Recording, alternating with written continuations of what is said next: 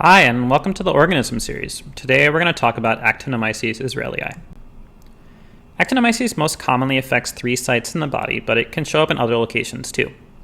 The first and most common type is cervical facial. It's usually referred to as lumpy jaw because of the woody nodules that form, but you can also see it with abscess or rarely with persistent tonsillitis. The second body type is thoracic.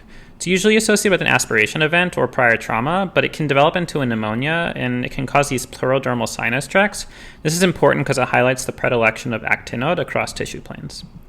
The last form is abdominal. Again, this is usually due to penetrating trauma with viscous perforation, but most often is grown from the appendix or cecum, and it can be confused for neoplasm on imaging and presentation, so sometimes it's worked up that way before it ends up with ID.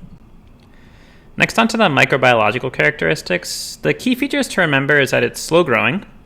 On gram stain, it appears as a gram-positive filamentous branching rod, but when you compare it to nocardia, which is another branching organism, actino is acid-fast negative, where nocardia is weakly positive. So that's a good way to tell them apart.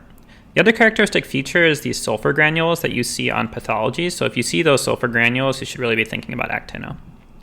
It's important to remember that actino can be normal flora, and thus just because it's found in a polymicrobial culture doesn't necessarily mean that it's a major player. And it is uncommon in pediatrics, but when it does occur, it has a predilection for males over females. So treatment's relatively straightforward, as almost all of the isolates are susceptible to penicillin or ampicillin. The main issue is that it requires a prolonged duration of therapy on the order of 6 to 12 months.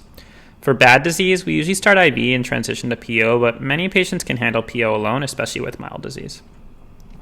So some fun facts you might be asked about include actino is resistant to Cipro and Flagyl. It's mostly relevant when you're treating co-pathogens in the intra-abdominal space to know that you're not covering actino with these common organism treating agents. In addition, many patients need co-treatment with surgical debridement, and drainage is often a mainstay, especially for actino-associated abscesses, so talk to your surgeons if you need some help. Since it's not transmitted from human to human, standard precautions are all that is needed. So that wraps up actino. Check out the rest of the Organism series on the Simon Says ID channel.